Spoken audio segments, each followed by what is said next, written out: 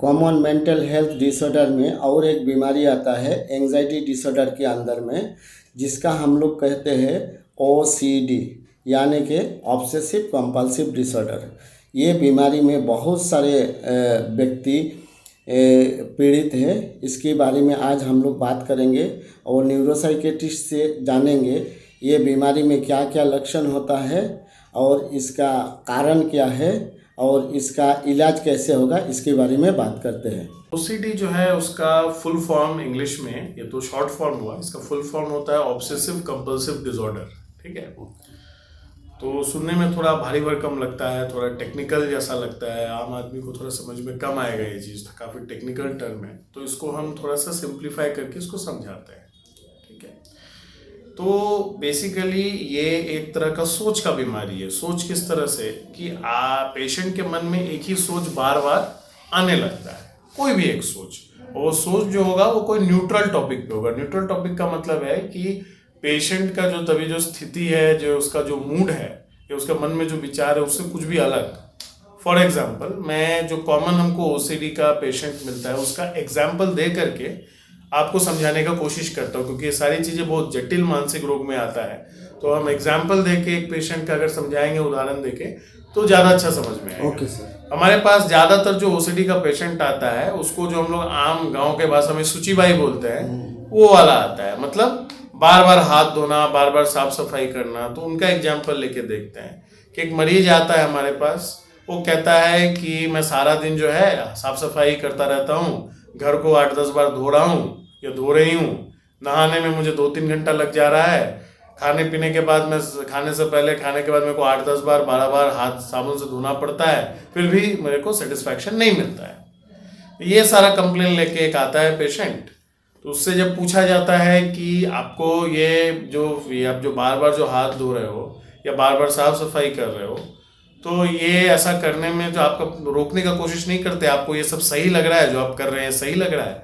तो बोलता है नहीं सर, मुझे सही तो नहीं लग रहा है, मुझे तो ये सारा चीज़ जो है गलत लग रहा है कि क्या ज़रूरत है इतना साफ सफाई करने का, ये तो बहुत ज़्यादा हो जा रहा है। लेकिन जब मैं उसको रोकने का कोशिश करता हूँ तो मुझे बहुत ज़्यादा घबराहट होने लगता है, बहुत ज़्यादा मुझे अस्थिर जैसा फील, बेचैनी जैसा लगता है, और मुझे वो काम करना ही पड़ता है, करके ही मुझे थोड़ा आराम मिलता है। ठीक है, तो ये हुआ एक बेसिक प्रेजेंटेशन OCD का। अब ये चीज़ जो है बार बार हाथ धोने के अलावा, साफ सफाई के अलावा, कई बार ये भी होता है कि मैं ताला लगा रहा हूँ, बार बार चेक कर रहा हूँ कि मैं ताला ठीक से लगाया या नहीं लगाया।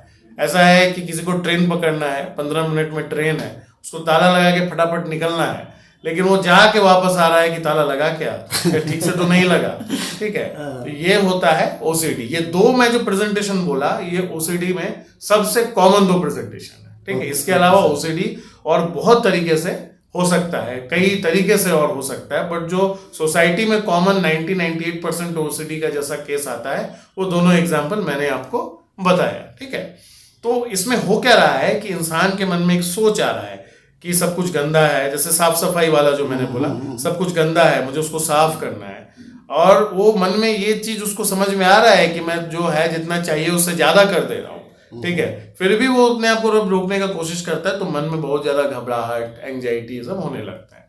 वही चीज वो बार बार ताला चेक करने में भी होता है कि कई लोगों को OCD में मन में गलत गलत चित्र वगैरह भी आता है। ये सिर्फ थॉट का नहीं, इमेज भी आ सकता है कि गलत, मेरे आँख के सामने गलत गलत चित्र आ रहा है, मैं जब मंदिर के बगल से निकलता हूँ तो ही गलत गलत चीज आता है, जब पूजा पाठ करने बैठता हूँ तो ही आता है। ठीक है, तो ये सारा चीज जब लगातार कम से कम 6 महीना तक रहे, हालांकि अगर ज्यादा प्रॉब्लम हो तो उससे पहले भी हम लोग ट्रीटमेंट शुरू करते हैं, और बार बार जो है पेशेंट को परेशान कर रहा है, उसका जो दैनिक दिनचर्या है उसको इफेक्ट कर रहा है, तो फिर इसको OCD बोला जाता है।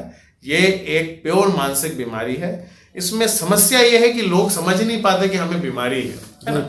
जैसे मुझे एक पेशेंट मिला था, वो उसको OCD का लक्षण आने लगा, तो बीमारी का पहला 6 महीना 1 साल ना, वो एक्चुअली फीमेल पेशेंट थी, ससुराल में रहती थी।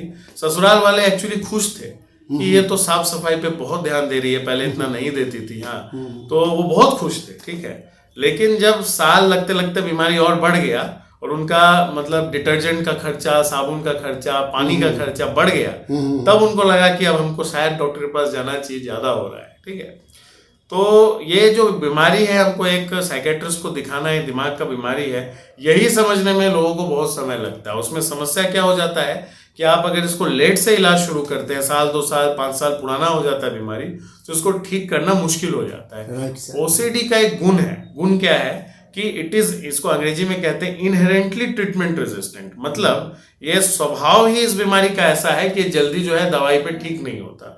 एक दवाई मान लीजिए हमने ओसीडी का शुरू किया, उसका सबसे हाईएस्ट डोज पे जाना पड़ता है। ऐसे मान लीजिए कोई दवाई है जिसका 80 मिलीग्राम हाईएस्ट डोज है, तो उसको हमको 20 से शुरू करके 40 करके 60 करके 80 जाना ही होगा। ये बहुत कम चांस है कि वो 20-40 पे ही ठीक होगा, इसका चांस बहुत कम है। और इसके अलावा एक दवाई पे भी नहीं होता, कई बार 2, 3, 4 दवाई एक साथ चलाना पड़ता है। तो ऑब्वियसली आप समझ रहे हैं कि 4 का 4 दवाई तो एक साथ नहीं शुरू किया जा सकता। पहले एक दवाई शुरू करेंगे, उसके बाद उसका हाई डोज पे जाएंगे, फिर दूसरा दवाई शुरू करेंगे, उसका हाई डोज पे जाएंगे। तो मैं ये सारा चीज आपको इसलिए समझा रहा हूँ कि जब ऐसा मरीज आता है जो उसका इलाज करते हैं, तो उसका सारा दवाई शुरू करने में और सबका हाईएस्ट डोज जाने में ही 5-6 महीना लग जाता है कभी कभी, वो भी तब अगर मरीज रेगुलर दवाई खाए इस दौरान। तो मरीज का क्या ये कंप्लेन रहता है कि सर हम तो 15 दिन खाए दवाई, महीना खाए, 2 महीना खाए, कहाँ सुधार हो रहा है। तो सुधार इसलिए शायद उतना नहीं हो रहा है क्योंकि हमको जो टारगेट डोज पे जाना है, ये जितना सारा दवाई शुरू करना है, उसमें तो मुझे लग रहा है 6 महीना।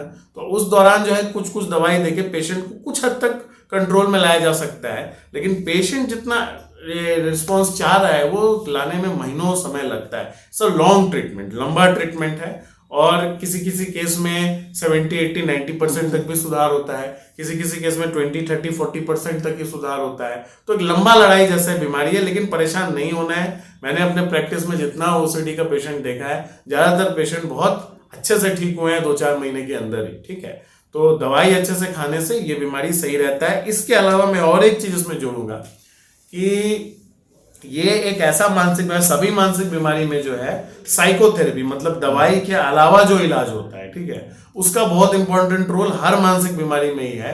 लेकिन अगर किसी मानसिक बीमारी में उसका रोल बहुत सबसे ज्यादा है तो वो ओसीडी है। ओसीडी में हम लोग यहां तक मानते हैं कि दवाई का रोल थोड़ा सा फिर भी कम है, थेरेपी का रोल दवाई से भी ज्यादा है। ठीक है, तो अब क्या है कि इसमें थेरेपी के लिए भी लोग रिलक्टेंट रहते हैं कि दवाई खा रहे हैं थेरेपी क्यों कराएंगे। और थेरेपी में है कि थोड़ा एफर्ट भी लगता है, काफी सारा मल्टीपल सेशंस होता है। जब महीनों साल इलाज चलेगा तो महीनों साल थेरेपी भी चलेगा, है ना। तो कई बार अनप्लेजेंट एक्सपीरियंस भी रहता है थेरेपी में। तो जो पेशेंट्स हैं वो थेरेपी से थोड़ा दूर भागते हैं। लेकिन हम इसको ऐसे ही समझाते हैं कि मान लीजिए कि अगर आप 2 पाँव पे चल रहे हैं, आपको 1 किलोमीटर चलना है, 500 मीटर चलना है, तो आप आराम से चल सकते हैं। लेकिन अगर 1 पाँव पे चलेंगे तो भी आप 500 मीटर चल सकते हैं, लेकिन बहुत तकलीफ होगा। 1 किलोमीटर 1 पाँव पे शायद आप चल भी लो, बहुत तकलीफ होगा। वैसे ही जो दवाई वाला थेरेपी है और जो बिना दवाई वाला थेरेपी है, ये दोनों 2 पाँव के समान है। दोनों पाँव पे आप चलेंगे तो ही आप आराम से अपना मंजिल तक पहुंचेंगे, नहीं तो फिर आपको बहुत लड़खड़ाना पड़ेगा, बीच में गिर जाओगे। ठीक है, तो बेस्ट रिजल्ट ओसीडी पे है फार्माकोथेरेपी प्लस साइकोथेरेपी, मतलब दवाई वाला भी इलाज चलेगा, बिना दवाई वाला भी इलाज चलेगा, तब आपको बेस्ट रिजल्ट जो है ओसीडी में मिलेगा। बहुत धन्यवाद सर, इतना अच्छा से बताया। डॉक्टर साहब ने जितना सारे बीमारी का लक्षण बताया, इलाज के बारे में भी बताया था। तो बेसिकली ये बीमारी का इलाज दवा की साथ साथ साइकोथेरेपी की यानी मनोचिकित्सा भी करने से बेहतर रिजल्ट आता है। तो देरी ना करें, अगर इस बीमारी में आपका पीड़ित है, परिवार के साथ साथ आप भी आगे आइए, तो आपका जो इलाज है जल्दी हो जाएगा। उम्मीद करता हूँ ये वीडियो आपको अच्छा लगा होगा। अगर आपको अच्छा लगे तो इसको लाइक करना मत भूलिए, शेयर कीजिए और प्लीज़ सब्सक्राइब कीजिए। तो इसमें क्या होता है, मोटिवेशन बनता है आगे वीडियो बनाने के लिए। वीडियो देखने के लिए बहुत बहुत धन्यवाद।